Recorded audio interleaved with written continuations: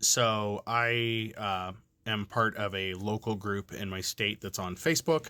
I don't manage or anything, but they basically let people post about situation in their state or get information about the state. And this is a post from that group. I took a screenshot of the main portion as I didn't want to include anybody else's names in this, just for sake of not getting sued or whatever.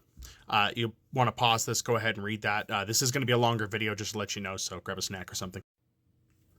So as you can see from that post, the poster, I don't know if it's a man or a woman saying this or putting in there, but basically they're complaining and they're saying that they're having a hard time making it based off what they make. And to give you an idea, they're making about $100,000 a year, but a lot of the comments, people weren't taking into account taxes or anything else, and that's what I'm going to kind of break down. But just to give you an idea of where they're at, they're considered middle class in Colorado because they're in Colorado. So middle class in Colorado is considered 38,000 to 114,000. Now that lower number is if you're single, and the higher number is if you're like in a couple. Is the best I could find. So if you're married or you're two people living together, you're considered middle class. It's $114,000. After taxes, though, they really only take home $73,274 because I ran it through a calculator that shows what they're making. I divided that number by 12 to get an idea of their monthly, and that came to about $6,106 per month. Now, I know it sounds like a lot, but I'm going to break down some numbers here for you, so just stay with me before you start complaining in the comments. So I Googled for as much information as I could, and some stuff I just couldn't find. But for full disclosure, I pull from multiple sources when I Google around for these, and then I average those numbers to get a better amount because some sites have $1 amount, others have another. So I try to aggregate that data as best I can. I try to pull stuff from like the Census Bureau stuff, the I forget what it's called now, the labor one. That tells us what people are making, that kind of stuff. And then I have to really sort the results so I'm getting stuff not from insurance companies or from places that may be biased. So let's dive into monthly expenses. You're going to need to live somewhere. The average rent in Colorado for a 2-bedroom house is about $1,800 a month.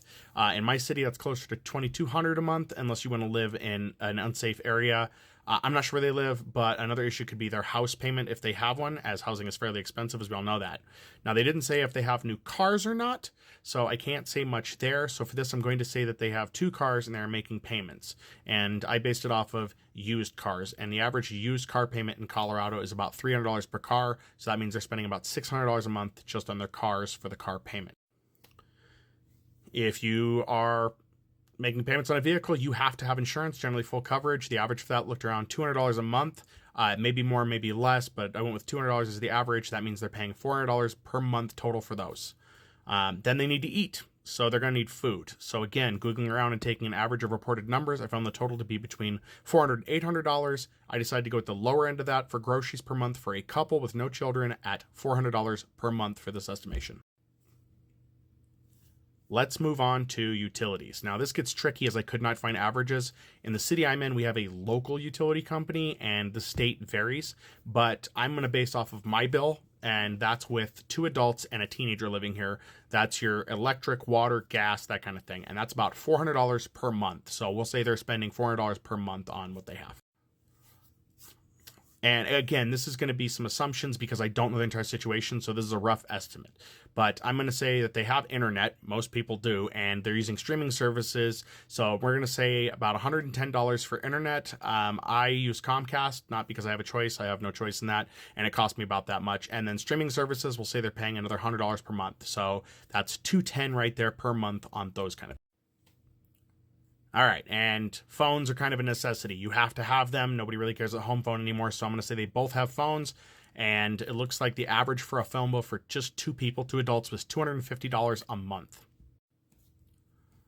And then let's not forget about health insurance. Now, I know this may be being pulled from paychecks. Maybe they're shopping their own. I don't know, but I looked up the average, and for a married couple or a couple, it's about $1,000 a month for health insurance, which they're probably going to want to have.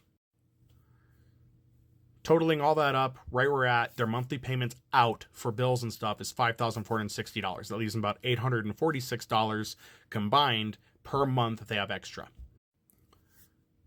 Now, I know that sounds like a lot. I know there's somebody that already want to run in the comments and be like, that's a lot of money, they should be fine. But I'm not including stuff like gas for those cars, Cable, if they have that. Now, cable's not a necessity, so I understand if you're going to say not cable. And other miscellaneous expenses. I don't know if they have student debt.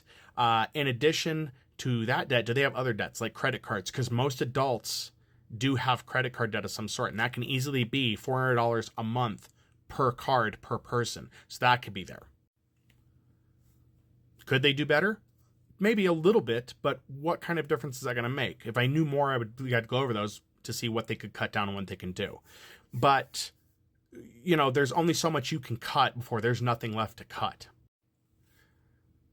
So, of course, because this was a listing in a public forum, if you will, on Facebook, people had mentioned some things they could do. One was, it's your issue. You need to cut your expenses. Okay, that's not really productive.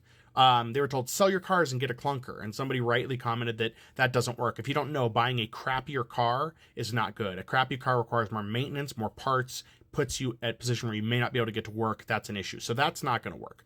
Move to a cheaper home. Okay, I already addressed what the average rents were.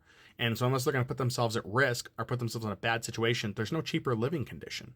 Somebody put up file for bankruptcy and start over. I love when boomers get in. Bankruptcy doesn't work that way anymore. You can't just go bankrupt and it wipes all your debt. It carries with you now. They fixed that when my parents' generation did stuff like that. Move out of the state. Moving isn't going to help. It's not much better anywhere else. This is an issue in the entire country. Get more jobs. They're already both working full-time. What other jobs should they be getting that are going to make a difference? And is it worth living at that point? Learn to budget. Maybe financial literacy is an issue. So yes, budgeting might be an issue here. That's the only positive thing I can think of there. Just don't have debt. It's not that easy. You can't just wave a magic wand and have no debt. Learn to live on less. You should be fine. That's not going to help. And then lastly, my favorite one as well. I do more on less. You should be fine. That's not everybody. Everybody's situation is different. The bigger issue here is that things are getting more expensive. They have been, and wages are not keeping up with that. There are thousands, if not more, videos here on this platform that you can look into explaining how things are getting more expensive and wages aren't keeping up. If this couple is considered middle class and middle class is not able to afford things anymore or are struggling, that's not good. And more of the middle class is going to get real upset. And I know there's some of you that are like, I don't care. Screw them. I'm doing worse, whatever. I mean, imagine you went to college to get decent paying jobs and you still can't afford to live a decent lifestyle.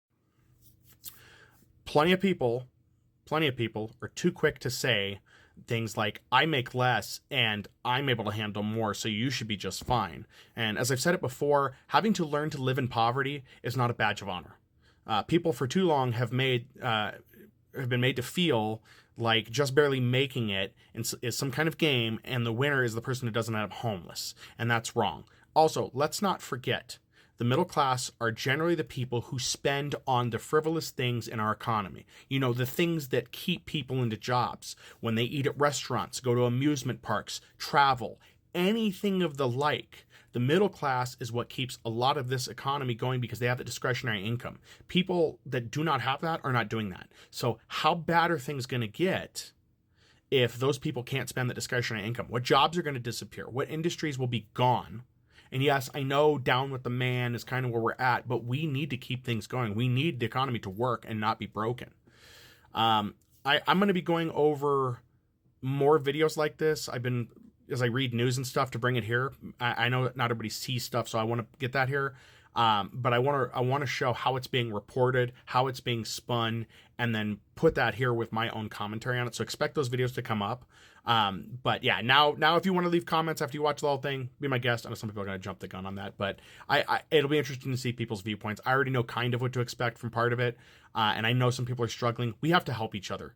This is not a game of who can do better than the other. We have to all come together and realize that we're all getting screwed.